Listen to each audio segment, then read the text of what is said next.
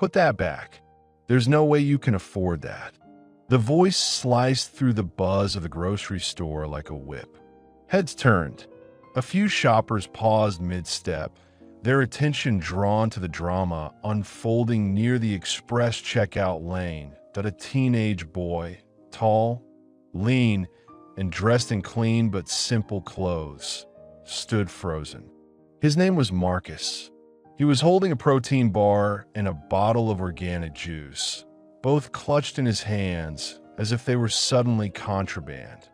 The cashier, a stocky man in his 40s named Rick, glared at him. "I know your type. You kids think you can just walk in here, take what you want, and walk out like the world owes you something. Not on my watch." Marcus swallowed hard. "I have money. I'm just waiting for my Apple Pay to load." Rick laughed mockingly. "Oh, sure. Waiting for your imaginary dad to wire some funds." Shoppers nearby gasped. A mother with 2 kids looked disgusted. A man in a business suit shook his head that Marcus's face flushed with shame, but he didn't back down. "You don't know anything about me." "I know enough," Rick snapped, slamming the register drawer closed.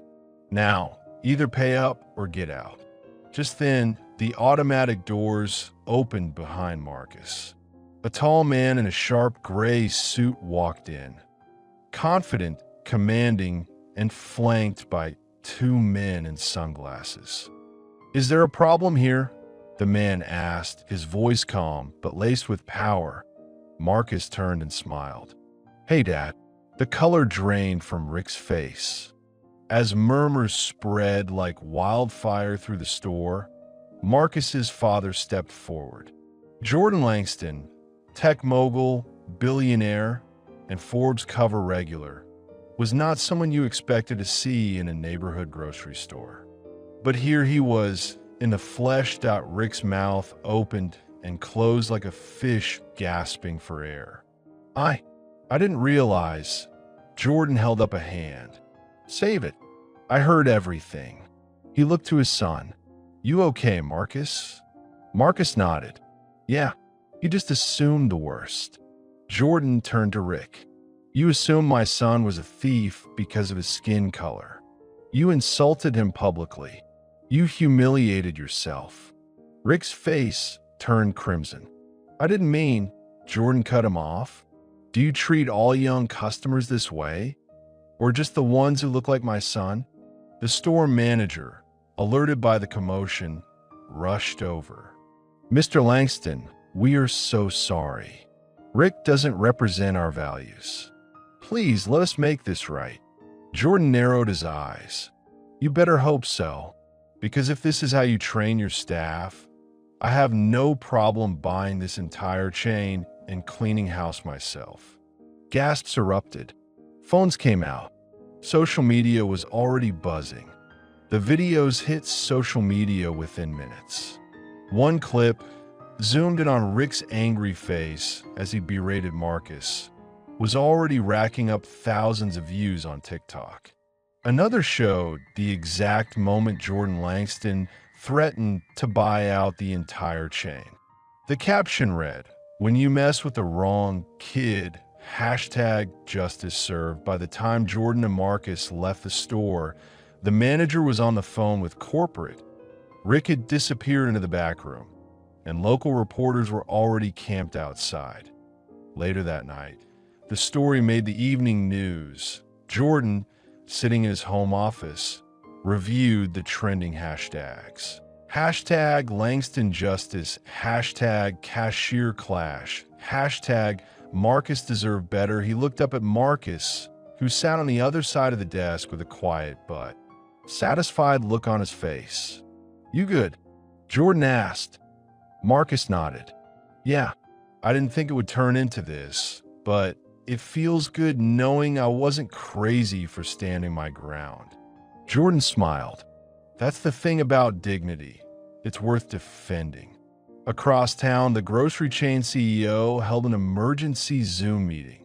"This cannot go on," she barked. "We're getting flooded with complaints. Celebrities are tweeting about it. fire the cashier, issue an apology. And for God's sake, someone reach out to Langston before he does something drastic. By the following morning, the store had become the center of a media circus. News vans lined the parking lot.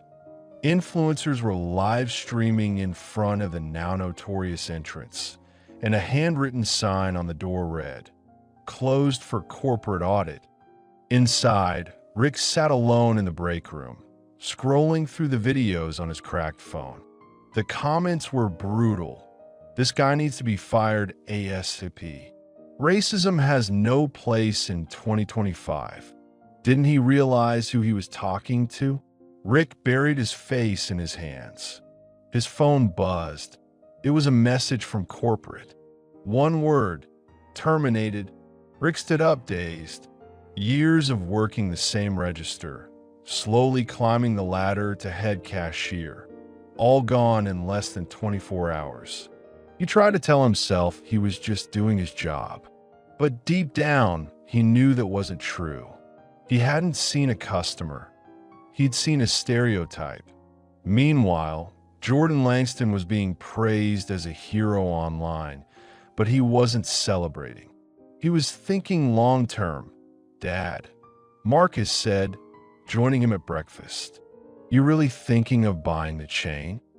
Jordan stirred his coffee. Not just thinking, already made an offer. Marcus choked on his eggs. "Wait, seriously?" Jordan nodded.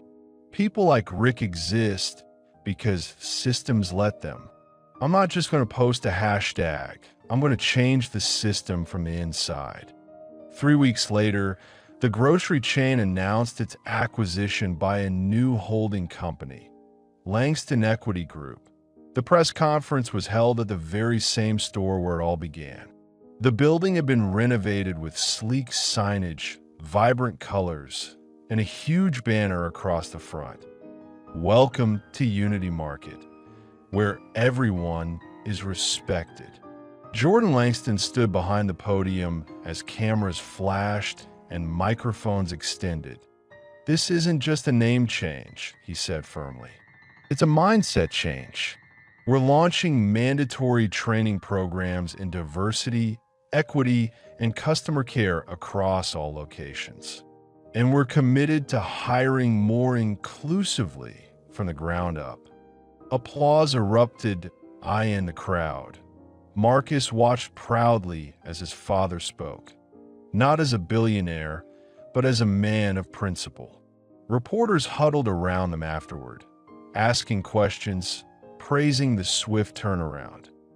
"What's the inspiration behind the name Unity Market?" one journalist asked. Marcus answered first. "Because when people feel seen, valued, and treated fairly, communities come together." The journalist smiled. "And will you be involved in the business too?" Jordan laughed. "Marcus? He's the brains of this operation now. My son's running our youth outreach division. Every store will have a mentorship corner for young entrepreneurs." And that was his idea. Marcus blushed slightly but grinned. Far from the media spotlight and far removed from his former job, Rick sat alone at a worn diner booth, nursing a lukewarm coffee. His once neatly pressed uniform had been traded for a faded jacket and a job application form resting on the counter. The viral incident had followed him everywhere. Every interview ended in an awkward handshake and a hollow "we'll be in touch." Employers didn't want the baggage. "The internet never forgets," he sighed, staring blankly at the form in front of him. He never imagined one bad day, one moment of unchecked bias, would cost him everything. Just then, a young man walked into the diner, dressed in a Unity Market hoodie. Rick looked up. "Can I help you?" The young man handed him a sealed envelope. From Marcus Langston. Rick opened it with shaking fingers. "Everyone deserves a second chance, if they're willing to learn. Come to Unity Market HQ on Monday morning." We've started a new training and mentorship program for people like you. Let's rewrite your story. Rick blinked. Emotions collided inside him. Shame, hope, gratitude. For a moment, he just stared at the words. The young man waited. You gonna show up? Rick nodded slowly. Yeah, I will. Monday morning arrived, and Rick, in a fresh shirt and tie, stood in the sleek lobby of Unity Market HQ. Gone was the arrogant cashier. In his place stood a man humbled by his fall and willing to rise again. Marcus met him at the door, this time with a handshake. Let's get started, Marcus said. First lesson, respect is given, not guessed. Rick smiled. I'm ready to learn. The story that began with shame ended with redemption. Because real power isn't in status or money, it's in how we treat each other when no one's watching.